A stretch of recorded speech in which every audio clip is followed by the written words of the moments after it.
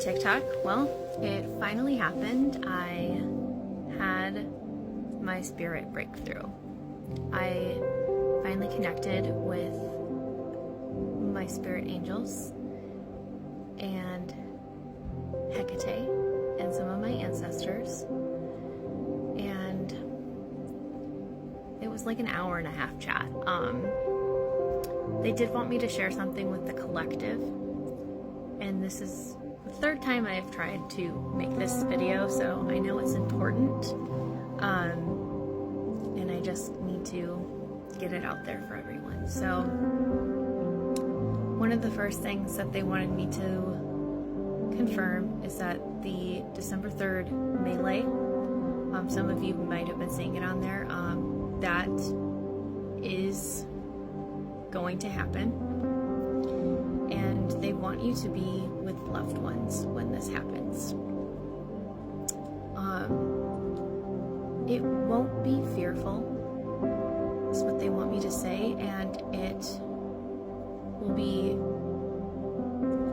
the old guard here trying to hold on to what power they have left, and it is not the current administration that's doing this. It is the people who have been in power and wanted to keep that power. The point of the melee, or the before it, is to try to raise the consciousness of everyone around you. And the people who know what's going on need to be the ones who are showing courage and going out and watching and telling everyone it's okay. They also want us to know that this is a time of healing. And I think they wanted us to know that the people who we've cut out in support of, we'll call it the cherries versus the blueberries, this is a time to come together. They want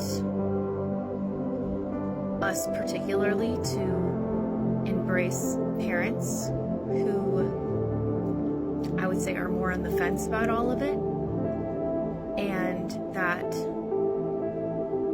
it's time to heal those wounds. So for example, I think the reason that my psychic block to my spirits was lifted because yesterday I had the most amazing day with my parents. I was talking to them about all of the things that I've been learning here on this app, TikTok, about, spirituality and angels and what we believe in and what we think is going on right now. And it was such a wonderful day of hearing each other and listening. And I think it healed a part of me that always craved feeling seen and heard, particularly by my mom and my dad. And yesterday I was able to do my first successful tarot read with my mom, and I think she needed to hear that to start her spiritual journey. And for anyone else who has these childhood wounds of not feeling seen and heard, now is the time that you need to start working through that shadow work. Hecate confirms this. She says, now is the time to embrace the shadows and to come together. So I think specifically for me, I have had a really hard time not feeling seen and heard by my parents, and I felt lonely most of my life, and that is something even in therapy I've been trying to kind of get a handle on. And I think therapy started that train, but really being able to confirm that with my spirit guides, and finally starting to talk to them and accepting that. And though I was scared, I said, I'm still scared, but you know what, I'm ready for it, and they were gentle, which was great. But I got this vision of Darth Vader. And I think that's important because I think Darth Vader is an extremely misunderstood character.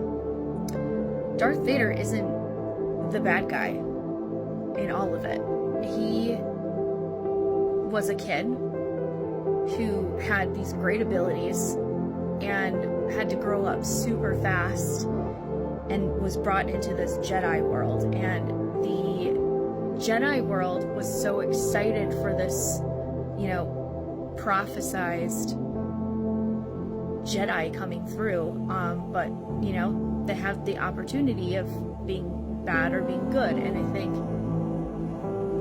the good guys were so focused on trying to tell Darth Vader how to be good that they did not give him the opportunity to choose to be good. And I think that's really important right now. Our parents grew up in a time where they were not seen and heard by the people that they needed to be seen and heard by. And because of that, they went to places and people that were not good for them, but made them feel seen and heard. And because of that, they grew up to be more bad than they were good.